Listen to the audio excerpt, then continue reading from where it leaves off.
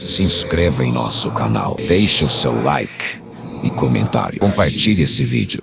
Se não fizer essas 3 coisas, pode ter certeza que irei puxar o seu pé à noite.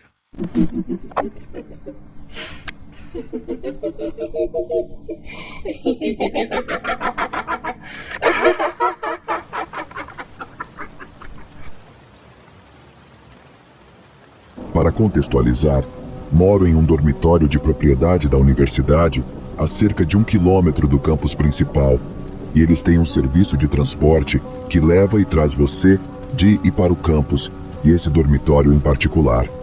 Eu, 21 anos, me reuni com alguns amigos no dia do trabalho para um churrasco e bebi um pouco demais.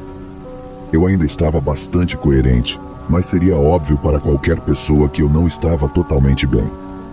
Por volta das 10h30 da noite, minha amiga me acompanhou até o ponto de ônibus e esperou que eu entrasse antes de voltar para seu dormitório. Enquanto eu estava no ônibus, não conseguia me livrar da sensação de que estava sendo observada, mas havia cerca de 4 outras pessoas no ônibus. Então, presumi que eu estava apenas paranoica e bêbada. No entanto, isso mudou quando notei um rapaz sentado do outro lado do ônibus, cerca de 2 assentos à minha frente, que não parava de olhar para mim. Fiquei desconfortável, mas ignorei o fato porque logo estaria em casa e no meu dormitório. O ônibus nos deixou e todos entramos no elevador, eu primeiro e o cara depois. Apertei o botão do meu andar e ele olhou, mas não apertou o número, o que me assustou, mas continuei esperando o melhor e disse a mim mesmo que ele apenas morava no mesmo andar. É claro que as outras 2 pessoas no elevador saem antes de mim e desse cara, e meu dormitório é o último quarto do meu andar, o mais distante do elevador. Nós 2 descemos no meu andar. Eu desci primeiro e comecei a andar. Olhei para trás e ele estava me encarando diretamente. Então comecei a entrar em pânico e a andar mais rápido, e ele também. Finalmente tirei meu cartão-chave e praticamente corri para a porta, enquanto ele também começava a correr. Entrei, bati a porta atrás de mim e a tranquei. Depois de me dar 1 minuto, olhei pelo olho da porta e ele estava sentado do outro lado do corredor, olhando para a minha porta. Ele ficou fazendo isso por uns 7 a 10 minutos, antes de murmurar algo para si mesmo e sair. Acabei chamando um dos meus amigos homens para ir até o meu quarto e me certificar de que ele não estava ainda à espreita em algum lugar no corredor. Para mim, foi muito assustador. Eu estava em meu primeiro semestre na universidade. Eu tinha acabado de me formar na escola há pouco tempo e havia entrado em um programa do qual, depois de algum tempo, viria a me ressentir. Durante esse tempo, adaptar-me e pegar o transporte diário para estudar a 1h30 de distância de onde cresci, na cidade grande, era uma aventura nova para mim. De certa forma, eu estava apenas começando a me desenvolver como indivíduo e tentando traçar um caminho para a minha vida, ao mesmo tempo em que me abria para novas experiências e um novo ambiente. Tenho amigos de longa data que frequentam a mesma instituição que eu, mas na época, nossos horários nem sempre coincidiam. Isso significava que muitos dos meus dias eram passados viajando de um lado para o outro e andando pela cidade sozinho. Eu realmente queria tentar expandir meu horizonte de experiências e amigos durante esse período. De várias maneiras, eu realmente desejava encontrar uma boa comunidade no campus que pudesse ajudar a saciar meu tédio e solidão. Posso ser extremamente extrovertido, mas às vezes acho que é preciso muito de mim para tentar realmente buscar e manter amizades que não tenham sido estabelecidas anos antes. Já fiz amigos de diferentes turmas na faculdade, mas no final das contas, e sei que isso me torna um babaca, mas eu acabava trocando menos mensagens de texto, até que um dos lados acabava se afastando do outro. Como sou um cara ocupado, não me vejo priorizando as pessoas que acho que não são tão importantes para mim quanto outras. Eu sei, é uma coisa ruim de se dizer, mas é a verdade. Um dia, porém, conheci Joel. Eu estava ao telefone com minha noiva e me lembro perfeitamente de como tudo aconteceu. Ao sair da Starbucks da escola com um café descafeinado, eu estava com um fone de ouvido e me dirigia para a aula por um pequeno trecho de passagem subterrânea sob a rua que conecta o prédio da biblioteca da escola ao prédio que abriga as aulas. Enquanto me dirigia apressadamente, Vi um rapaz baixo e robusto, mais ou menos da minha idade na época, 21 anos, com uma espessa barba castanha e um chapéu. Nossos olhares se cruzaram, e quando eu estava prestes a simplesmente passar por ele, ele me perguntou algo em um tom muito carismático e calmo. Ei, desculpe incomodá-lo, você parece ser um cara muito ocupado. Mas eu estava pensando se você se importaria de fazer uma pesquisa sobre religião. É para uma de minhas aulas. Arrependo-me de ter respondido e gostaria de ter simplesmente continuado a andar, mas na época eu estava ficando cada vez mais compelido pela noção de instituições religiosas formais e questionando minha própria fé religiosa, particularmente inclinada ao cristianismo. Claro, respondi cordialmente. Ele então se apresentou como Joel, e depois de passarmos por uma pequena pesquisa sobre afiliações religiosas e perspectivas sobre as religiões, Joel me informou que um pequeno grupo de alunos como ele estava planejando se reunir e discutir várias religiões para obter novas percepções e criar uma comunidade. É claro que, com a perspectiva de encontrar novos amigos no campus e também de explorar minhas próprias perspectivas espirituais, dei-lhe meu número de telefone, depois que ele pediu, e ele disse que entraria em contato comigo nos próximos dias. Ao entrar em nossa primeira reunião, sentei-me em um lugar muito cheio de assentos nas instalações da escola e fui recebido por Joel, juntamente com vários outros membros. Eles se apresentaram a mim e vice-versa, e todos foram extremamente gentis comigo. Começamos nossa reunião de grupo pequeno e fiquei um pouco chocado ao descobrir que o único tópico que deveríamos discutir era o cristianismo. Eu não sabia que só discutiríamos o cristianismo, o que era contrário ao que ele havia proposto para o grupo quando nos reunimos no túnel. Dito isso, eu ainda estava curioso o suficiente para continuar e fui acompanhado por 3 outros jovens da minha idade, com os quais, depois de conversar um pouco, descobri que tínhamos muitos interesses semelhantes. Joel, que agora se apresentava como líder do nosso grupo de estudo, contou como analisaríamos o cristianismo por meio de um programa de várias etapas criado para nos revelar o poder sagrado associado à religião. Como eu estava curioso e queria aprender mais sobre a religião, além de ter feito novos amigos, continuei a frequentar esse grupo de estudos pelo resto do semestre e, em algumas circunstâncias, questionei as interpretações de Joel e encontrei muita resistência. Às vezes, parecia que minha crença vacilante no que Joel estava dizendo era recebida com um simples rechaço, em vez de uma conversa real. Continuei a ignorar isso à medida que o grupo com o qual eu estava trabalhando se aproximava. O clube da faculdade do qual eu agora fazia parte me proporcionou exatamente o que eu queria. Até fomos juntos a um evento organizado pela igreja, onde parei de fumar e muitas pessoas relataram experiências místicas. As coisas só começaram a ficar preocupantes com Joel durante nossas conversas individuais. Falei sobre minhas experiências pessoais e minha convicção em relação às minhas novas crenças religiosas, e também sobre todas as minhas experiências espirituais anteriores. E Joel me contou uma história e alguns incidentes que, na época, eu certamente deveria ter considerado como sinais de alerta. Por exemplo, quando era mais jovem, ele tinha ido a um retiro, e quando estava em oração, disse que começou a ouvir a voz de Deus falando com ele. A princípio, questionei se ele estava se referindo à voz de Deus como uma metáfora, mas ele me assegurou que já havia literalmente ouvido Deus falar com ele. Quando ele me disse isso, fiquei um pouco nervoso. No comando dessa comunidade estava Joel, mas em todos os outros sentidos, eu estava satisfeito com quem estava comigo e com o que estávamos fazendo juntos. Embora eu não rejeite totalmente ocorrências estranhas, especialmente relacionadas à espiritualidade, a experiência dele conversando com Deus em sua cabeça me pareceu desconfortável. Ele também disse que a maneira como ele orava envolvia uma conversa direta e uma resposta de Deus. Por desconforto, eu não o questionava sobre o que ele queria dizer com isso. Isso, é claro, foi apenas o começo. Depois que o verão terminou, eu me vi no estado de maior devoção religiosa que já tive. Durante o verão, sofri uma lesão traiçoeira que me fez ficar preso em casa por meses e pedir forças a Deus de várias maneiras. Com minha devoção recém-descoberta, fiquei entusiasmado por voltar à comunidade que eu havia cultivado, e com a qual havia crescido durante o último semestre, relacionando-me com algo em que eu encontrava profunda alegria. Na primeira aula do semestre, algo estava muito diferente. Joel, como antes, estava no comando de nossa sessão de estudo, mas agora era perpetuamente interrompido por pessoas que vinham cumprimentá-lo e elogiá-lo. A situação era tão ruim que literalmente não conseguíamos mais falar. Foi tão ruim que ficamos literalmente sentados e observando por 20 minutos antes de podermos continuar nossa aula, pois mais de 10 pessoas, a maioria jovens da nossa idade, vieram cumprimentar esse homem.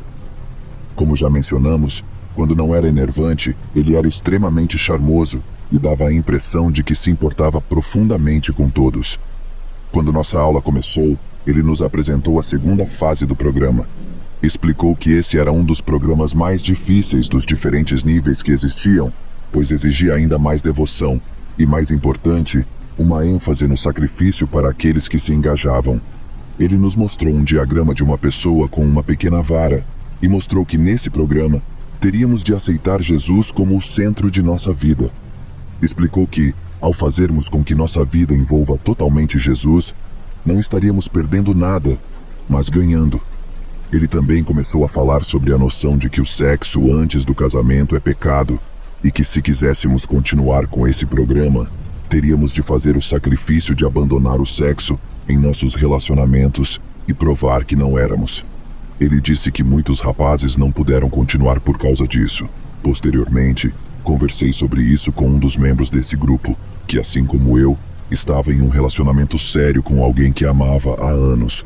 Em minha opinião pessoal, embora não tivéssemos nos casado no altar, eu sabia que tanto eu quanto esse outro membro nos sentíamos dedicados a nossos parceiros, como se já fôssemos casados, de certa forma, e ambos expressamos como o comportamento de Joel em relação a isso era desagradável, controlador e intrusivo. Depois de nossa aula, fiquei um pouco atônito com a intensidade com que ele fez seu discurso sobre o novo programa que participaríamos neste semestre. Joel e eu nos sentamos por mais alguns minutos e conversamos, nos quais expressei experiências de devoção do verão e expliquei toda a minha experiência catastrófica com minha lesão. Ele então me disse que, às vezes, era capaz de saber as coisas com antecedência. Essa declaração aparentemente aleatória e estranha me chocou. Ele disse, por exemplo, que era capaz de saber algo que outro membro havia feito antes mesmo que ele mencionasse, e, da maneira como descreveu, parecia que ele estava dizendo que tinha algum tipo de premonição mística. Eu estava um pouco assustado, para dizer o mínimo, mas senti que seria indelicado fazer mais perguntas. Joel então me disse que acreditava que eu, se concluísse esse programa com sucesso, seria o primeiro a me tornar um professor do primeiro programa que eu havia feito no semestre anterior, liderando outros que se juntariam a ele, e que eu teria um futuro brilhante na organização. Naquele momento, com o que ele havia nos dito na aula, eu me senti sobrecarregado pelas expectativas que ele tinha sobre mim. Também ficou evidente que Joel não era um aluno de nossas instalações. Na verdade, ele estava na casa dos 30 anos e tinha filhos. Ele fazia parte de uma organização que recruta pessoas para se tornarem cristãs e missionárias e que trabalha em nosso campus. Isso significa que ele de fato mentiu para mim quando o conheci. Ele não era um estudante, não havia nenhum grupo falando sobre várias religiões, e todo o seu objetivo era me converter para me fazer participar da organização da qual ele fazia parte. A essa altura, as aulas começaram a ficar mais intensas, e eu também estava trabalhando meio período para me sustentar. Quando eu estava no trem para voltar para casa na semana seguinte, esqueci que minha segunda aula do programa daquele semestre deveria acontecer, então mandei uma mensagem para Joel dizendo: "Ei, cara, eu entrei no trem e esqueci da nossa aula. Desculpe, cara, não vou poder ir. Também tenho trabalho mais tarde." Ao que ele respondeu: "Você pode descer do trem? Tente chegar aqui o mais rápido possível." Fiquei um pouco atônito com essa pergunta. Como moro a 1h30 de distância, não era tão fácil quanto descer do trem e voltar na direção oposta, e ele sabia disso. Ele sabia que a área em que moro é remota e fica a uma longa distância. Eu também disse a ele que tinha trabalho, o que ele claramente desconsiderou.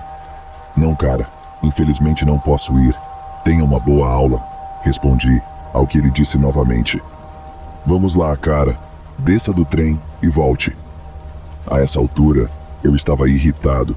Não só porque sentia que ele estava me dando ordens, mas também porque ele estava descaradamente desconsiderando o fato de que eu havia dito não e que tinha trabalho naquele dia. Não respondi a ele. Conversei com minha noiva sobre como eu estava começando a me sentir em relação a toda essa ideia e como eu me sentia culpado por querer me distanciar do grupo e, ao mesmo tempo, não querer perder a comunidade e os amigos que havia feito ao longo do caminho. Minha noiva me disse que, pela maneira como Joel estava agindo e com relação às coisas que ele dizia, ela estava começando a se sentir desconfortável com toda a situação. Lembro-me de estar sentado na cama, pensando em sair do grupo e de como a perspectiva me fazia sentir fisicamente mal. Afinal, eu tinha recebido tudo o que queria em uma comunidade. Só que no comando, estava um ser aparentemente cada vez mais controlador e persuasivo, que estava fazendo com que eu e possivelmente outros membros ficássemos mais infelizes. Na sexta-feira seguinte, haveria um evento na igreja, organizado pela comunidade. Originalmente, como muitos dos meus amigos desse grupo estavam indo, eu pretendia comparecer também. Mas, infelizmente, meu chefe me escalou para trabalhar naquele dia, então não havia como eu comparecer. Eu sabia que o Joel insistiria para que eu fosse de qualquer maneira, então quando ele me mandou uma mensagem lembrando que o evento era na sexta-feira, eu disse a ele que não poderia ir porque tinha trabalho. Ele respondeu e disse simplesmente: "O quê? Irmão, de jeito nenhum, você tem que ir. Tire folga do trabalho e encontre alguém para fazer seu turno. Deus quer você lá." Eu me surpreendi. Ele rejeitou minha decisão e também disse que eu tinha de estar lá porque Deus me queria lá, como se ele fosse seu porta-voz. Mandei outra mensagem para ele e o informei. "Não, desculpe, não posso fazer isso. Acabei de ser promovido e tenho que estar lá. De qualquer forma, espero que vocês se divirtam muito." Ao que ele respondeu novamente de forma semelhante à anterior. Esse foi o meu ponto de colapso pessoal. Ele sabia da importância da minha situação financeira e o fato de ele ter ignorado meus limites pessoais, bem como seu comando, fez com que eu decidisse enviar uma mensagem de texto explicando que eu havia terminado com o grupo e que queria buscar minha própria exploração religiosa sem o grupo dali em diante. Senti que ele estava, lenta, mas seguramente, me controlando cada vez mais e tentando tirar o que podia. Ele me comandava como se fosse o líder da minha vida de todas as formas possíveis. Dependia dele até mesmo se eu poderia ter relações com minha noiva. Ele respondeu com um longo parágrafo, insistindo, dessa forma excessivamente gentil, que eu tinha de continuar com o grupo e que era a vontade de Deus que eu comparecesse a esse evento, embora eu fosse completamente incapaz. Ele tinha certeza de que esse grupo era destinado a mim e que Deus havia lhe dito que era ali que eu deveria estar. Depois que respondi novamente dizendo para ele parar e que eu não iria, ele me enviou outro parágrafo de tamanho semelhante, repetindo o que ele dizia. Independentemente do que eu dissesse e sempre que eu dissesse não, ele ultrapassava meus limites, mantendo um tom gentil e amigável para tentar me forçar a submeter-me quando eu claramente havia dito não. Nesse momento, eu disse que não queria mais que ele falasse comigo, ao que ele respondeu: "Irmão, por quê? Podemos nos encontrar? Quero que você explique por que não quer continuar, irmão, para que possamos nos encontrar e fazer isso, para que eu tenha uma noção melhor e possamos decidir o que fazer a partir daí." Mesmo assim, eu sabia que ele estava tentando prolongar sua chance de me trazer de volta ao grupo e continuar seu reinado de controle. Eu disse que não queria, então ele perguntou novamente. Naquele momento, decidi que precisava bloqueá-lo e assim o fiz. Um semestre depois, eu estava caminhando pela rua da minha escola e ao passar por uma pizzaria, eis que surge Joel, que veio até mim com um de seus amigos e disse que eu era um de seus amigos para seu amigo. Eu fiquei ali desconfortável e o amigo dele entrou por um momento, enquanto Joel se virou para me olhar e perguntou com sua gentileza desarmante: "Você me bloqueou?" Respondi: "Sim." Ele então disse: "Você deveria me desbloquear, assim poderíamos nos encontrar e conversar, porque eu realmente quero saber por que você saiu do grupo." Evidentemente fiquei frustrado, disse ok e segui meu caminho. Naquela noite, Ele me enviou uma mensagem pelo meu Instagram, insistindo para nos encontrarmos novamente, e eu o bloqueei lá também. Em resumo, sou grato à minha noiva, que é o amor da minha vida. Sem ela, não sei se teria sido forte o suficiente para deixar o grupo e o controle dele. O fato é que havia outros rapazes naquele grupo que não tinham absolutamente nada. Eles não tinham nada e eram os principais alvos de uma aberração carismática e controladora. Havia membros desse grupo que estavam em níveis mais altos, por assim dizer, que tinham feito todos os programas e que pareciam ter emagrecido, mas tinham se tornado fundamentalistas tão restritos que suas vidas e sua abertura para novas experiências foram significativamente prejudicadas. Cuidado com quem você deixa entrar em sua vida, e só porque alguém à noite é legal com você, não significa que essa pessoa não tenha segundas intenções. Além disso, aprenda a manter sua posição e a respeitar a si mesmo. Joel e seu culto agora cobram dinheiro dos seus seguidores. Também planejam construir uma sede no interior do país e mover todos os membros para lá. Se você disser não, fale sério. Portanto, Joel, seu líder de culto controlador, não vamos nos encontrar novamente. Esse era meu segundo ano na universidade. Tarde da noite, depois de ir aos bares, meus 2 colegas de quarto e eu estávamos muito embriagados. Um conhecido me perguntou se um conhecido dele poderia passar a noite em nossa casa, pois seu amigo era de fora da cidade e estava bêbado demais para dirigir até em casa. Para nós, não havia problema, pois nos considerávamos caras íntegros e tínhamos bastante espaço e um sofá confortável para ele dormir. Nosso hóspede se apresentou, mas pediu que o chamássemos de Bullwinkle, pois esse era seu apelido preferido. Sem problemas novamente. Não sei se isso é relevante, mas antes de eu desmaiar naquela noite, minha namorada passou por lá e nos relacionamos. Ela foi embora logo em seguida. A única razão pela qual menciono isso é porque de onde Bullwinkle estava dormindo, devia ser óbvio que era isso que estava acontecendo. Ele deve ter nos ouvido ou estava ciente. Então, acabei desmaiando sozinho na cama. De manhã bem cedo, fui acordado pela metade com a sensação de algo puxando minha cueca, basicamente sendo puxada para baixo de uma forma que deve ter exposto minhas partes íntimas. Meio bêbado e mal consciente, sentei-me e disse algo como: "Que diabos?" Eu meio que registrei Bullwinkle saindo rapidamente da minha cama e se jogando silenciosamente no chão, com as mãos sobre a cabeça. Sem estar realmente consciente, fiquei olhando para Bullwinkle caído no chão por um tempo, sem compreender a situação, e depois me deitei novamente por um segundo. Não tenho certeza se voltei a dormir, mas estava bem acordado quando ouvi a porta da frente bater. Bem acordado, e finalmente começando a compreender a situação, andei pela casa por alguns minutos e verifiquei se as portas estavam trancadas, etc. Confirmei que Bullwinkle havia deixado o prédio e acordei meus colegas de quarto.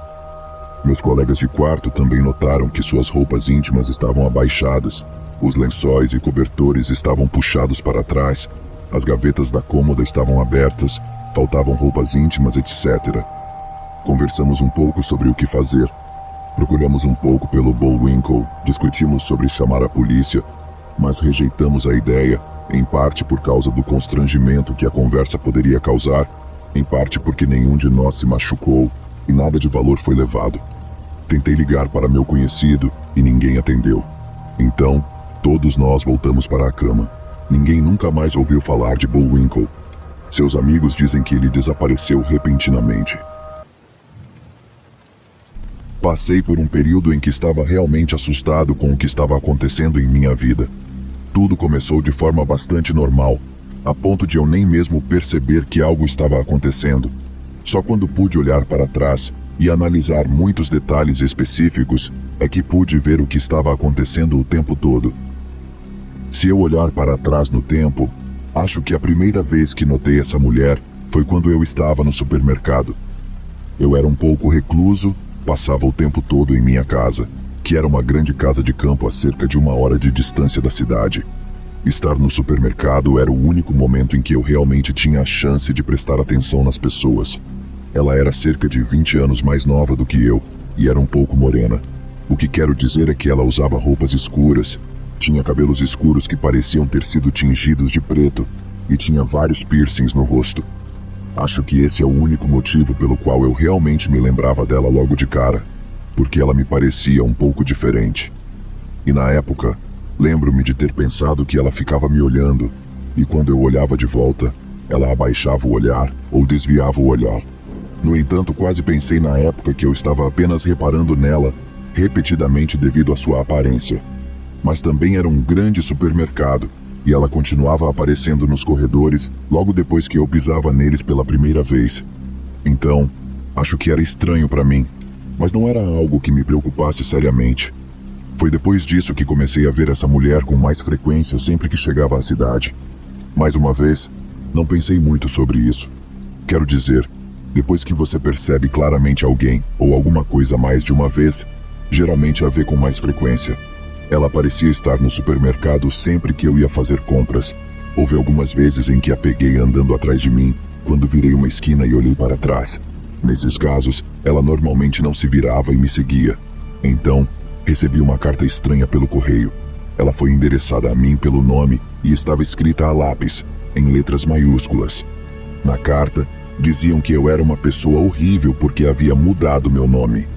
Dizia que eu deveria admitir quem sou e parar de esconder a verdade, ou o autor da carta seria forçado a revelar a verdade, e naquele momento, eu me arrependeria. Sinceramente, não pensei muito a respeito, a não ser pelo fato de ser estranho. Acho que quando você é o destinatário de algo tão estranho, provavelmente quer se sentir melhor fingindo que isso não existe mais. E na época, eu definitivamente não fazia a conexão entre o fato de ver aquela mulher aparecendo às vezes onde quer que eu estivesse. Não havia nada que realmente ligasse as duas coisas naquele momento. Depois de algum tempo, recebi outra carta. A segunda carta parecia ter um tom bastante severo e também fazia ameaças vagas a mim, alegando que eu estava escondendo coisas que seriam reveladas se eu mesmo não as revelasse. Depois de receber mais algumas dessas cartas pelo correio, finalmente decidi que elas eram realmente muito sérias. Então, fui à polícia e registrei um boletim de ocorrência sobre elas. Infelizmente, essa era a única coisa que poderia ser feita, pois não havia como saber quem havia enviado as cartas para mim. Depois de receber cartas ameaçadoras pelo correio por algum tempo, obviamente comecei a ficar paranoico.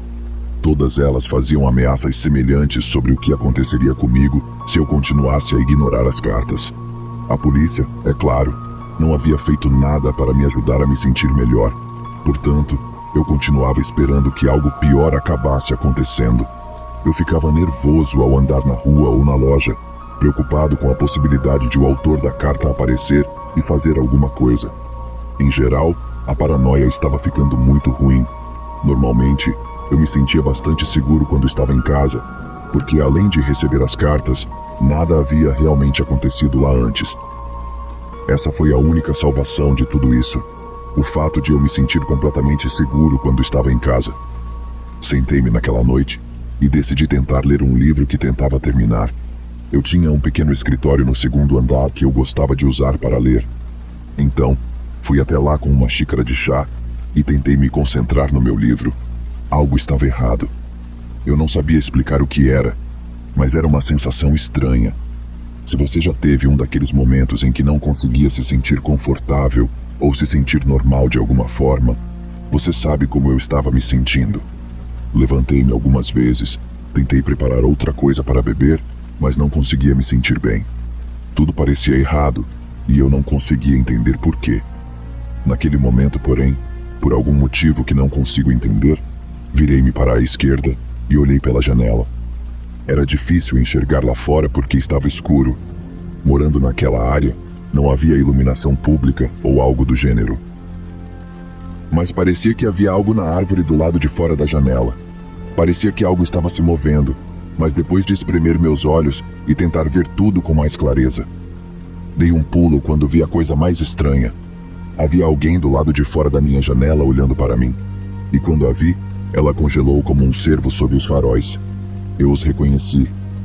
Era a mulher que eu havia visto semanas antes. Ela estava em uma árvore que dava vista para a minha janela. Fiquei apavorado e peguei meu celular para chamar a polícia. No entanto, quando olhei novamente pela janela, ela havia desaparecido. Desci correndo as escadas e me certifiquei de que todas as minhas portas estavam trancadas. E, felizmente, elas estavam.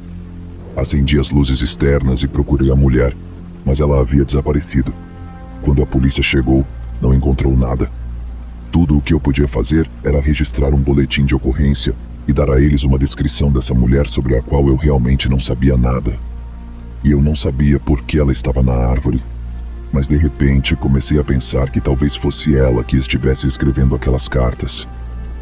Quero dizer, há quanto tempo ela estava me espionando? Pode ter havido muitas vezes em que ela estava me observando em minha casa e eu não sabia. Quando eu estava fora de casa, estava sempre preocupado em encontrá-la. Quando estava em casa, sempre me preocupava que ela estivesse me observando. Eu achava que ela poderia não se mostrar novamente, já que eu a havia pegado. Mas o problema é que nunca se pode ter certeza. Nada aconteceu por um tempo, mas o nada talvez fosse ainda mais assustador do que se algo acontecesse. Foi uma época de medo e paranoia. Finalmente, porém, algo aconteceu. Não recebi outra carta, mas vi um pequeno pacote na varanda. Ele estava endereçado a mim, mas eu não estava esperando um pacote. Não fiz uma conexão imediata com as cartas ou com o fato de ter visto a garota. Mas quando abri o pacote, soube que tinha algo a ver com tudo isso. Não havia nenhuma carta no pacote, nem um cartão, mas o que havia na caixa era a única mensagem de que eu precisava para me assustar. Havia um pássaro morto na caixa. Era um corvo, o que me assustou ainda mais porque adoro corvos e tenho fotos deles em minha casa. A escolha do pássaro não foi aleatória. O que eu poderia fazer? Apenas registrar outro boletim de ocorrência. Eu não tinha nenhuma informação que pudesse me ajudar a encontrar essa mulher. Eu não tinha como fazer nada para resolver o problema e me sentir seguro. Então, como essa história termina? Provavelmente é decepcionante. Não recebi nenhuma carta depois do corvo morto. Nunca mais peguei a mulher em minha árvore. Nunca mais a vi andando pelas ruas. Mas também nunca superei o medo. E até hoje, não sei se algum psicopata está me observando. O garoto mais estranho que conheci em toda a minha vida foi um cara chamado Allen. Na verdade, digo isso como um elogio. Sendo uma criança um pouco estranha, e agora, um adulto um pouco estranho, faz sentido que eu me interesse por outras pessoas estranhas. Mas conhecer Allen não era apenas estranho, mas também se tornou bastante perigoso em um determinado momento. Eu me mudava muito quando era criança. Não era que estivéssemos em um exército ou algo interessante como isso. Meu pai era apenas um alcoólatra que conseguiu fazer com que um médico mentisse por ele para conseguir a invalidez. Ficávamos em uma casa por um tempo, até que ele realmente começava a fazer besteira de novo e não pagava o aluguel.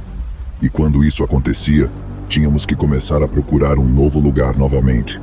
Esse foi um processo pelo qual passei várias vezes enquanto crescia. Eu ia para novos bairros e novos sistemas escolares. Muitas vezes, quando eu ia para uma nova escola, havia uma certa empolgação inicial entre as crianças por ter um novo aluno. Mas isso não durava muito tempo. Eu não fazia amigos com muita facilidade ou muito bem, e ficava meio deprimido com a ideia de ter de perder amigos constantemente. Por isso, parei de fazer amigos depois de um tempo, na maioria das vezes. Assim, pouco tempo depois de chegar às novas escolas, eu me tornava mais um dos muitos excluídos sociais. Muitas vezes penso que foi por isso que comecei a me interessar por coisas mais acadêmicas. Não acho que eu fosse um nerd, mas ler livros era algo muito agradável para mim. Essa mudança aconteceu na época em que completei 14 anos de idade. Passei pelo processo normal de mudança para uma escola, embora essa fosse uma escola da qual não tenho certeza se me lembro muito bem. Minha família se mudou para uma casa bastante grande que eu nunca tive certeza de como poderíamos pagar. Talvez por ser no meio do nada, essa fosse a resposta, embora muitas dessas casas por aí também pudessem ser caras. Não demorou muito para que as crianças da escola ficassem entediadas comigo, e demorou ainda menos para que eu ficasse entediado com elas. Eu não sofria bullying nem nada do gênero. Eu simplesmente me tornei um dos garotos quietos e solitários que eram deixados sozinhos. Então, é claro, foi assim que conheci Allen, que por acaso era outro garoto assim. Allen e eu tínhamos muitos dos mesmos interesses, mas com algumas diferenças distintas. Enquanto eu gostava de me sair bem na escola, ele realmente não se importava com isso de forma alguma. Ele tinha o conhecimento e se esforçava para aprender as coisas por conta própria, mas não tentava realmente tirar notas boas. Eu, por outro lado, adorava minhas notas altas. Ele era aquele cara que ia muito bem nas provas, mas nunca entregava um único dever de casa. Mas sim, uma das coisas que nós dois não aprendemos na escola, mas que nos interessava muito, era astronomia. E esse era provavelmente o nosso maior interesse em comum. E não se preocupe, isso é realmente muito importante para a história. Nós dois morávamos em áreas realmente rurais, mas surpreendentemente distantes um do outro.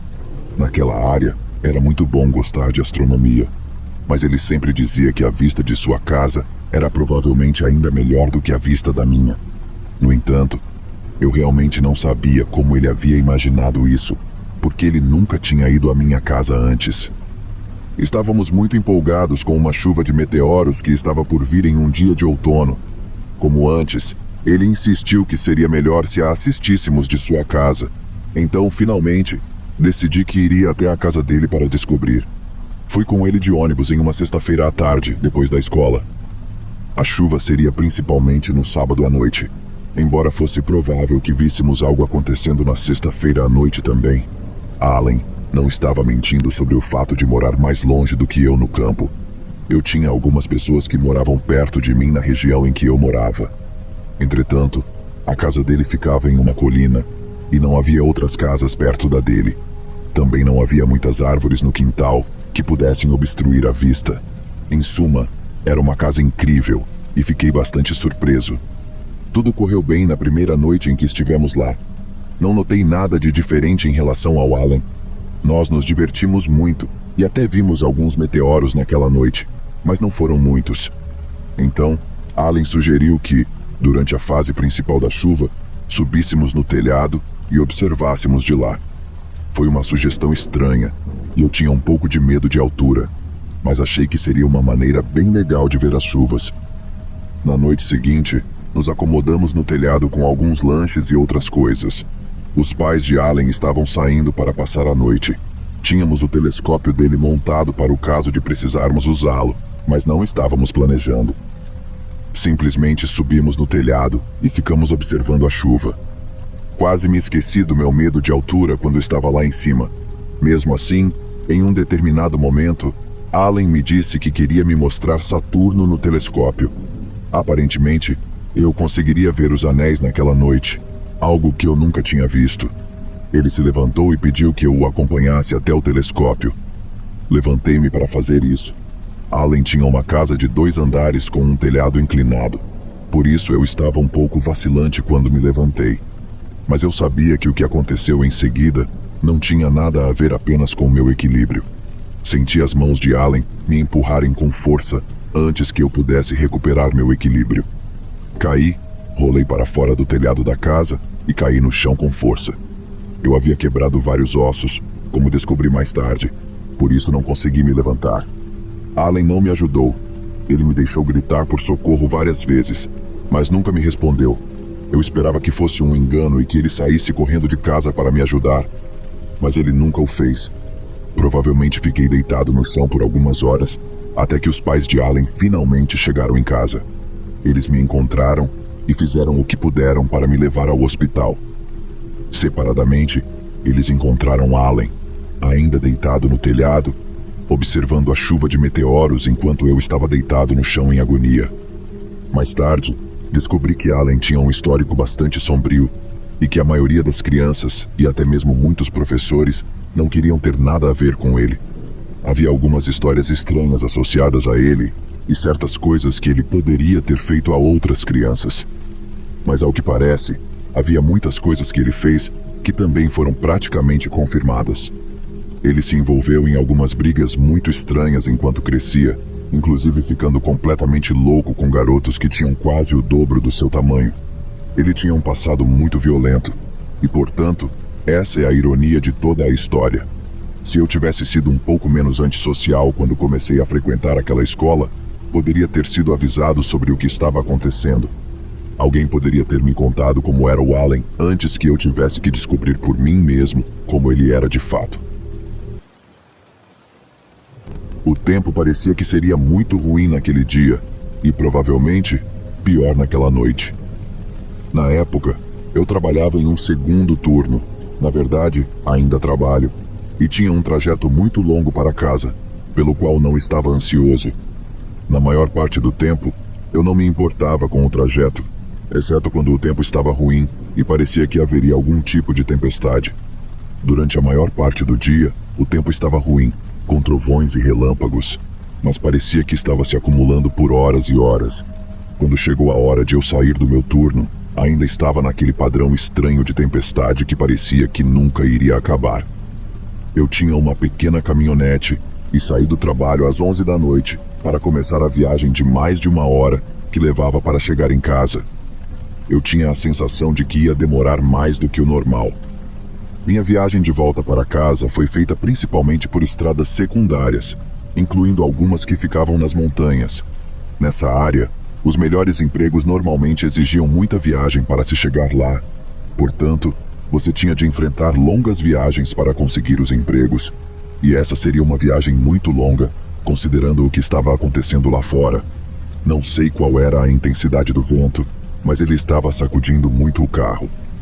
Eu tinha que dirigir com muito mais cuidado do que o normal, o que significava que a viagem seria muito mais longa. As estradas normalmente eram muito vazias, mas pareciam ainda mais naquela noite. Não me lembro de ter visto um único carro ou caminhão durante a maior parte da viagem. Já fiz essa viagem mais vezes do que poderia lhe contar. Portanto, não sei explicar por que cometi o erro que cometi. Pode ter sido porque meu caminhão era muito pequeno e eu estava prestando muita atenção para tentar não tirá-lo da estrada, mas acabei virando na curva errada. Era muito parecida com a curva que eu normalmente fazia, só porque todas as curvas naquela época eram assim. Mas, sim, minha concentração estava perdida, e mais ou menos na metade da viagem de volta para casa, eu saí na hora errada.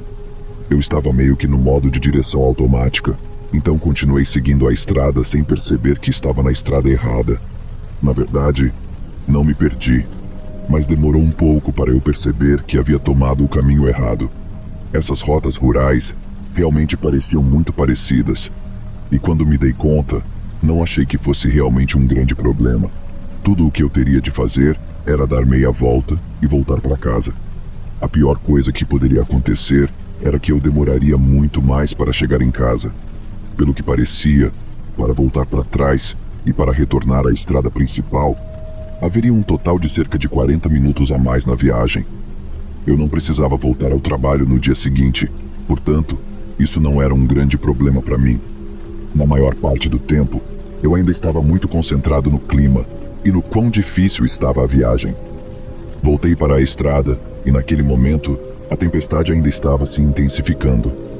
Depois de uma viagem angustiante, finalmente cheguei em casa. Todas as luzes da casa estavam apagadas, o que me fez pensar que meu colega de quarto também deveria estar apagado. Eu não poderia estar mais errado. Quando verifiquei o interior da casa, percebi que, de fato, meu colega de quarto havia sido espancado quase até a morte. Consegui levá-lo ao hospital a tempo de salvar sua vida, mas foi por pouco. Ele não contou aos outros, mas me contou o que havia acontecido. Ele traficava drogas e teve uma briga muito feia com seu fornecedor. Então, foi espancado quase até a morte por causa disso. Isso já é bastante assustador. Mas além disso, ele disse que isso aconteceu cerca de meia hora antes de eu chegar em casa para encontrá-lo. Se eu não tivesse feito aquela curva errada que me levou 40 minutos para fora do meu caminho, eu teria chegado a casa a tempo para o negócio de drogas e poderia ter recebido o mesmo tratamento. Ou, quem sabe, talvez nós dois tivéssemos sido mortos. Eu estava fazendo entregas pelo Uber Eats e recebi um pedido que precisava ser entregue numa parte da cidade bem perigosa. Eu meio que tinha que aceitar o pedido, já que tenho uma família para sustentar e a noite estava fraca de pedidos. Não estava recebendo muitos pedidos naquela noite, então tive que fazer o que precisava. Eu costumava carregar uma arma de fogo, totalmente legalizada, mas naquela noite não a tinha comigo, o que me deixou me sentindo menos seguro. Tive dificuldade em encontrar a casa. Então tive que mandar mensagem para o cliente. O cara estava dificultando as coisas, não sendo nada cooperativo, e acabou me xingando de tudo quanto é nome. Acabei ligando para a lanchonete que estava fazendo a entrega pelo Uber Eats e cancelei o pedido, dizendo que não me sentia seguro. Eles entenderam e cancelaram o pedido. Mas enquanto isso, fiquei esperando por uns bons 5 minutos para cancelar o pedido. Estacionado no meu carro, notei que um carro atrás de mim ligou os faróis, quase me cegando. Não liguei muito até começar a dirigir e perceber que ele estava me seguindo. Pensei que poderia ser coincidência, mas depois de fazer 3 ou 4 das mesmas curvas que eu, comecei a sentir um desconforto interno. Sabia que estava sendo seguido e tive certeza disso depois de mais algumas curvas, com o carro ainda no meu encalço. Liguei para a polícia, que me orientou a continuar dirigindo e ir para uma área pública esperar por eles. Segui as instruções e estacionei num shopping, como sugerido, e o carro ainda estava atrás de mim, até que finalmente estacionou ao meu lado. O homem saiu do carro e exigiu a comida. Disse a ele que, se ele se afastasse, eu lhe entregaria a comida, mas isso o deixou furioso. Deixei claro que ele estava me deixando desconfortável, mas ele claramente não se importava. Em segundos, a polícia chegou e deteve o homem, começando a nos questionar. Contei meu lado da história e o homem deu sua patética desculpa, mas felizmente eles não acreditaram nele. Eu tinha apenas 20 anos na época, magro e não muito alto. O cara tinha uns 40 e poucos anos, era bem musculoso e tinha pelo menos 1,84 de altura. Eu parecia um anão perto dele, então acho que a polícia conseguiu entender por que eu estava desconfortável. Especialmente depois de mostrar a eles as mensagens de texto que ele me enviou. O mais louco foi o que aconteceu depois. A polícia decidiu prendê-lo por me assediar e o homem surtou. Começou a ameaçar a polícia e, mesmo algemado, os 3 policiais tiveram dificuldade para colocá-lo no carro. Ele acabou com mais acusações, como obstrução de um policial, e também encontraram cocaína no bolso dele, o que gerou uma acusação de drogas. Aparentemente, ele estava em liberdade condicional, tendo saído da prisão há apenas 6 meses, depois de cumprir 15 anos. Esse cara literalmente jogou o resto de sua vida patética fora por causa de um hambúrguer de R$ 15, só porque quis me xingar e me deixar desconfortável, enquanto eu só precisava de ajuda para encontrar a casa. O homem obviamente tem problemas, e estou aliviado por ele estar de volta à prisão, onde provavelmente pertence. Foi bom que tudo aconteceu como aconteceu, porque agora temos um louco a menos nas ruas. Se você quer saber minha opinião, a justiça foi feita. Há alguns anos, eu estava em casa com meu amigo numa sexta-feira à noite. Eu estava no último ano do ensino médio na época. Meus pais não estavam em casa e meu amigo Ronaldo tinha vindo à minha casa. Pedimos uma pizza. Devia ser entre 8 e 9 da noite. Já estava escuro lá fora e estávamos com muita fome. Estávamos na sala de estar dos meus pais, conversando e assistindo algo na TV. Éramos as únicas pessoas em casa. O bairro onde meus pais moram é bem tranquilo, não é super rico, mas é conhecido por ser seguro. Conhecia muitos vizinhos e nunca tinha ouvido falar de algo ruim acontecendo por lá. Cerca de 20 minutos depois de pedir a pizza, ouvimos uma batida na porta da frente. Levantei e fui atender. Era o entregador de pizza, que já trouxe a pizza com ele. Peguei a pizza, paguei ao rapaz, mas antes dele ir embora, ele disse algo estranho. Comentou que não sabia se eu estava ciente, mas viu um cara escondido nos arbustos ao lado da nossa casa. Eu disse que não sabia disso. O entregador só queria me avisar e depois foi embora. Não sabia o que pensar. Voltei para a sala, coloquei a pizza e contei para o Ronaldo sobre o que o entregador disse. Nós dois decidimos ir verificar. Primeiro, fomos para o lado da casa, mas por dentro. Fomos até o quarto do meu irmão, que tinha uma janela para aquele lado da casa. Meu irmão não estava, então estava vazio. Olhando pela janela, não conseguíamos ver direito. A vista não era boa, e se houvesse um homem se escondendo, ele ainda estaria fora de vista. Saímos então de casa e usamos as lanternas dos nossos celulares para iluminar o lado da casa. Tínhamos vários arbustos grandes onde alguém poderia se esconder facilmente. Quando iluminamos os arbustos, não vimos ninguém. Não queria me aproximar demais para olhar, mas cheguei um pouco mais perto e iluminei novamente. Agora podia ver melhor e não vi ninguém. Senti confiança suficiente de que, se o homem ainda estivesse lá, eu teria visto ou ele teria se mexido. Depois disso, voltamos para dentro. Foi um episódio estranho. Nunca tinha ouvido falar de algo assim no bairro. Tentamos pensar em motivos para alguém estar ali naquela hora, mas não conseguimos imaginar nenhum. Fizemos o nosso melhor para esquecer, pensando que quem quer que fosse, provavelmente já tinha ido embora. Mas só para garantir, decidimos levantar e verificar se a porta dos fundos estava trancada e se nenhuma janela estava aberta. A porta de vidro dos fundos, que dava para o pátio, estava destrancada. Então a trancamos. Todas as janelas estavam fechadas. Depois, comemos a pizza e assistimos TV por uns 20 minutos ou mais. Tudo estava bem e começamos a esquecer do homem. Foi então que vimos alguém passar rapidamente pela janela da sala. Nós dois vimos só o final e não conseguimos ver bem a pessoa, mas alguém estava lá fora. Era muito assustador. Nos levantamos e fomos até a janela olhar. Não conseguíamos mais ver o cara. Ele tinha desaparecido, talvez atrás de uma árvore ou outro arbusto, ou para um dos lados da casa. Não sabíamos o que fazer. Será que ele realmente foi embora ou deveríamos chamar a polícia? Ficamos na sala com os olhos fixos na janela da frente.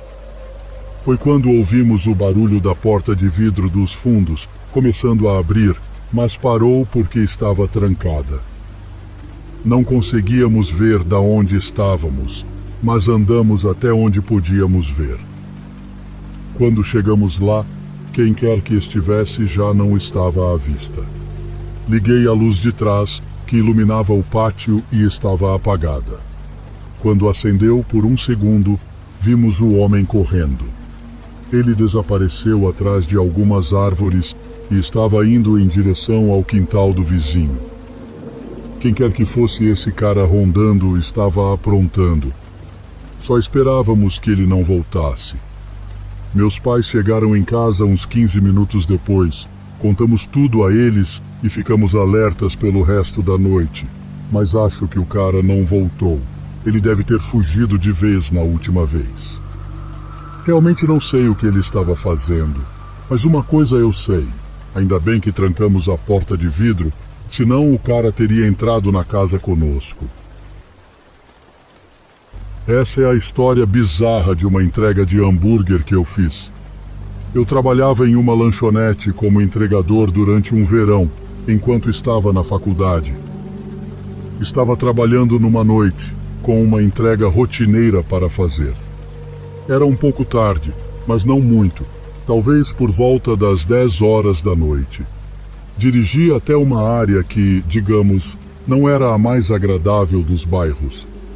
A casa para onde eu estava levando o hambúrguer ficava em uma rua mais movimentada, com uma calçada na frente e uma ladeira subindo até as casas.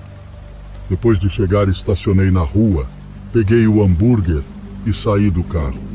Assim que saí, vi um homem andando pela calçada, a uns 6 metros de distância. Ele passava por mim enquanto eu começava a subir a calçada em direção à casa. O homem se aproximou mais de mim e parou para perguntar algo. Ele perguntou se eu era entregador de lanches e eu disse que sim. Então, ele me pediu um pedaço do lanche. Eu ri e disse que não, que precisava entregar o hambúrguer naquele momento. Essa resposta, porém, não pareceu divertida para o homem. Sua linguagem corporal mudou rapidamente para uma de raiva. Ele se aproximou de mim e, enquanto eu tentava continuar caminhando para a casa, ele segurou meu braço e tentou pegar o hambúrguer. Fiz o possível para impedir, mas durante a luta, o hambúrguer caiu no chão. O homem correu até ele e, para minha surpresa, começou a pisar nele, xingando-me enquanto fazia isso. Fiquei ali pasmo e aterrorizado com a atitude do homem. Pensei que ele devia ser louco. Decidi que precisava ir embora. Um hambúrguer não valia aquilo. Mas naquele momento, minha consciência falou mais alto. Decidi ir até a casa e contar ao cliente o que tinha acontecido. Podíamos entregar outro hambúrguer, mas obviamente demoraria um pouco mais. Achei que devia a eles a explicação. Enquanto isso, o homem continuava lá, em pé, do lado do hambúrguer. Ele não me seguiu quando fui até a casa, o que foi um alívio. Bati na porta e, quando o dono atendeu, contei o que tinha acontecido. Ele não conseguia ver a calçada de onde estávamos.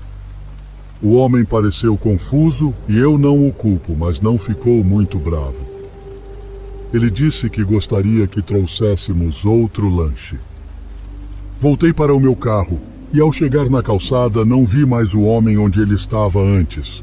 O hambúrguer ainda estava no chão. Mas, quando me aproximei do meu carro, vi o homem agachado, escondido atrás do lado do motorista. Virei rapidamente e comecei a caminhar de volta para a casa do cliente. Não queria me aproximar daquele sujeito estranho novamente. Quando estava mais ou menos na metade do caminho, olhei para trás em direção ao meu carro. Vi o homem dando um soco na janela do motorista. A situação estava péssima. Corri de volta à casa do cliente e contei o que estava acontecendo. Depois, liguei para a polícia. Esperei na varanda da frente até a polícia chegar. Cerca de 5 minutos depois. Quando chegaram, o homem ainda estava lá, tentando entrar no meu carro. Ele não conseguiu e ouvi muitos gritos e o homem tentando lutar com um dos policiais, o que não acabou bem para ele. No final, finalmente consegui voltar para o meu carro e ir embora. O homem não causou nenhum dano sério, mas fez alguns pequenos amassados no veículo. Não tenho certeza se o cliente recebeu outro hambúrguer depois disso, porque meu chefe me liberou para ir para casa. Trabalhei como entregador para o iFood por um curto período. Conseguia ganhar um pouco mais de dinheiro entregando comida para eles do que no meu primeiro emprego, e ainda gostava mais disso. Apreciava muito a liberdade de montar meu próprio horário de trabalho e trabalhar quando queria. Como estudante universitário em tempo integral, isso era muito mais conveniente para mim do que um emprego tradicional de meio período. Mas isso tinha suas consequências. Uma delas foi um cara assustador com quem me deparei, que vou contar agora. E também tinha que fazer entregas tarde da noite, o que por si só era uma história de terror. Não tinha medo, mas já tinha ouvido histórias horríveis sobre entregadores sendo assaltados, feridos ou até desaparecendo após trabalharem até tarde. Então, Às vezes ficava tenso ao entregar em áreas suspeitas ou desconhecidas. Às vezes tinha que entregar em casas isoladas, como se fossem o centro dos serial killers. Por volta das 5 horas da tarde, estava terminando meus estudos e decidi descansar. Deitei na cama, assisti TV e acabei cochilando por uns 30 minutos. Acordei, vi no celular que tinha dormido, tomei um banho rápido, comi algo e fui trabalhar. Eram mais ou menos 6h30 depois que entreguei o primeiro pedido. Estava no caminho para fazer mais 8 entregas, o que significava trabalhar até tarde. Às vezes conseguia fazer 2 entregas por hora, mas em média cada entrega levava uns 45 minutos, considerando a ida ao restaurante, a espera pela comida e a viagem até o local de entrega do cliente. Isso significava que, na maioria das noites, eu ficava fora até meia-noite ou 1 da madrugada, às vezes até mais tarde. Os únicos restaurantes abertos tão tarde na minha área eram McDonald's e 2 outros menores conhecidos na região. Eles ficavam abertos 24 horas. Recebia constantes pedidos dos notivagos que acordavam no meio da noite, querendo um lanche rápido e conveniente. Por volta das 11 da noite, depois de pegar um pedido para um cliente, recebi uma mensagem dele. Seu nome era Michael. Ele disse que o endereço poderia não aparecer no mapa e que não morava na casa indicada, pois era sem teto e só precisava de um endereço para receber a comida. Achou que a casa estava vazia. Deveria ter contatado o iFood para cancelar o pedido, mas na hora não fiz isso e não sei porquê. De qualquer forma, ele pediu para eu ligar se tivesse problemas em encontrar o lugar. Achei o pedido estranho, mas senti que precisava ajudá-lo a receber a comida. Se ele realmente era um sem-teto, como tinha R$ 40 para gastar no iFood? Me perguntei isso, mas ainda assim decidi seguir com o pedido. Quando virei na rua da suposta casa, percebi o quão isolado era o lugar. Quanto mais eu dirigia, mais estreita e escura a estrada ficava. Já me sentindo estranho, percebi que estava praticamente em uma área deserta, com poucas casas ao redor, mais campos e árvores. Foi então que recebi outra mensagem de Michael. Ei, vi você virar. Você passou por mim, seu bobo. Dizia a mensagem. Entrei na próxima entrada, virei e respondi dizendo que não o tinha visto. Mas minha mensagem não foi enviada porque perdi o sinal do celular. Não demorou muito para eu ver uma figura escura à frente. Devia ser ele, então comecei a dirigir na direção dele e ele me fez sinal para parar. Entreguei a comida e lá estava ele, parado bem na janela do meu lado do motorista, o que me deixou muito desconfortável. Fiquei ainda mais desconfortado ao ver que ele usava um boné que cobria seu rosto. Que diabos, pensei. Perguntei se ele era Michael e ele disse que sim. Não sabia se era realmente ele, mas naquele momento isso era o de menos. Eu só queria sair dali o mais rápido possível. Quando estava prestes a ir embora e subir o vidro da janela, ele começou a puxar a maçaneta da porta, mas felizmente estava trancada. Depois, tentou enfiar a mão pela janela, mas não conseguiu fazer nada, como me agarrar ou abrir a porta, porque o vidro estava alto o suficiente. Foi então que vi que ele tinha uma seringa na mão. Ele fez uma última tentativa de entrar, tentando quebrar o vidro da janela, mas não teve sucesso. Ele rachou um pouco o vidro, mas consegui me afastar antes que ele tentasse de novo, o que potencialmente salvou minha vida. Essa foi minha experiência assustadora enquanto trabalhava para o iFood. Reportei o incidente para o iFood, e eles disseram que o baniriam do aplicativo permanentemente, mas tenho a sensação de que isso não o impediria de tentar usar o Uber Eats, se é que já não tentou, provavelmente ele deveria ser banido completamente da internet, mas não tenho certeza se isso é possível. Não sei o que ele estava tentando fazer. Isso aconteceu no outono de 2019, quando eu trabalhava como entregador de pizza. Eu tinha esse emprego há apenas 3 meses e rodava pela área perto de onde eu morava, entregando pizzas. Ganhava um bom dinheiro com as gorjetas, o que era legal. Às vezes, eu trabalhava até tarde da noite. Numa ocasião, era sábado à noite e eu estava trabalhando até às 3 da manhã.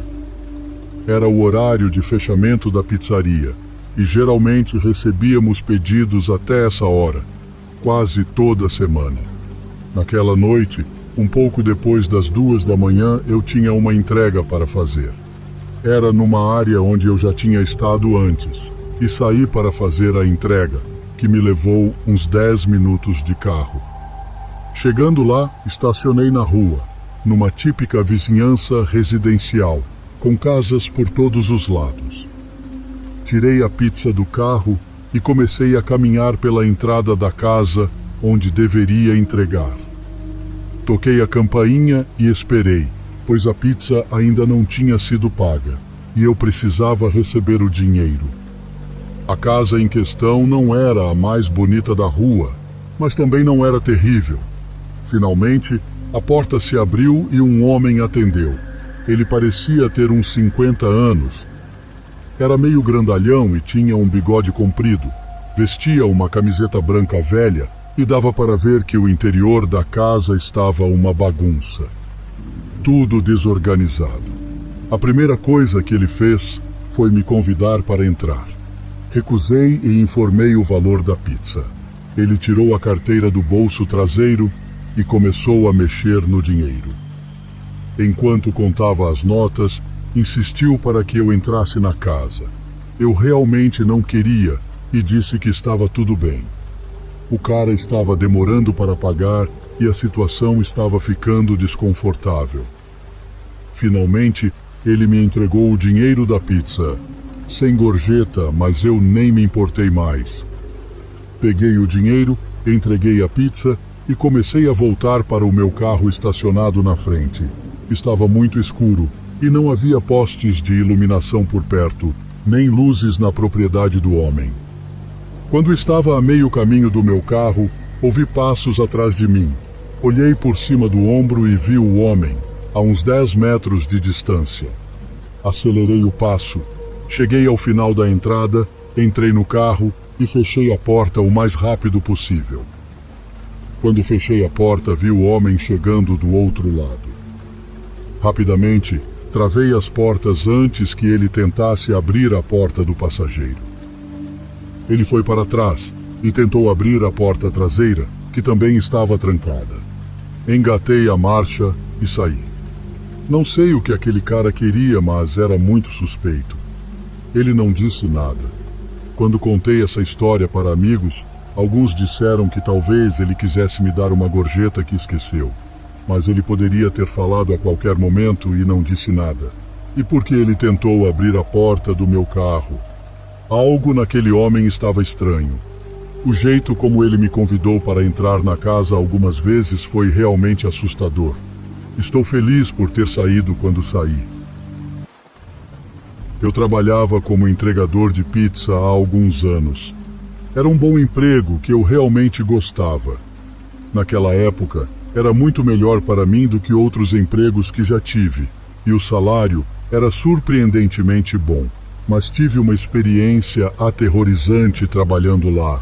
Tudo aconteceu muito tarde, em uma noite de sábado, provavelmente por volta da 1 da manhã. As coisas estavam bem tranquilas. Algumas pessoas pediam pizzas tão tarde, mas não muitas normalmente. Tive uma entrega e depois fiquei um tempo sem receber outra. A próxima que recebi era do outro lado da cidade, quase 10 minutos de distância. Dirigi até lá e cheguei a um conjunto habitacional. Era do tipo de apartamentos onde todas as unidades têm portas para o exterior. Eram pequenos e nada sofisticados. Estacionei meu carro e caminhei por um corredor muito escuro até a unidade para a qual deveria entregar. Ficava na esquina do prédio, na extremidade mais distante. Estar ali já era meio assustador. Estava muito escuro e silencioso. Bati na porta e esperei que alguém atendesse, mas ninguém o fez. Depois de cerca de 1 minuto, bati novamente, mais alto desta vez. Então a porta começou a se abrir, mas não vi ninguém. Era como se quem estava abrindo a porta se escondesse atrás dela enquanto a abria. Esperei que alguém saísse de trás da porta, mas ninguém apareceu. A porta estava agora aberta e eu olhei para dentro do apartamento. Todas as luzes estavam apagadas, o que também era estranho. Conseguia ver o que parecia ser a cozinha, com uma mesa e algumas cadeiras, mas não muito mais. Estava muito escuro. Disse: "Entrega de pizza", com a voz trêmula, mas ninguém respondeu. A pizza ainda não tinha sido paga, então precisava de alguém para atender. Comecei a entrar no apartamento, o que, olhando para trás, realmente não sei por que fiz. Dei um passo para dentro. Tudo estava muito silencioso. Quando estava quase dentro, ouvi uma respiração vindo de trás da porta. Alguém estava se escondendo ali. Imediatamente, recuei, coloquei a pizza no chão e saí correndo de volta para o meu carro. Não olhei para trás e fui embora. Paguei a pizza do meu próprio bolso, porque não havia como eu ficar esperando para ver quem estava lá. Acho que essa é uma maneira de conseguir uma pizza grátis. Essa foi a experiência mais assustadora que tive trabalhando como entregador de pizza.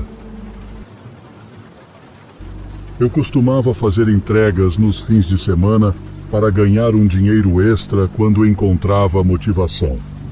Eu rodava os vários aplicativos simultaneamente, pois isso realmente me ajudava a ser mais eficiente em ganhar mais dinheiro, já que tinha mais pedidos para escolher. Uma noite, que deve ter sido um sábado, recebi um pedido pelo aplicativo da Uber Eats. Era uma entrega a cerca de 8 quilômetros de distância por R$35, o que era muito bom para a minha área. Aceitei sem pensar muito.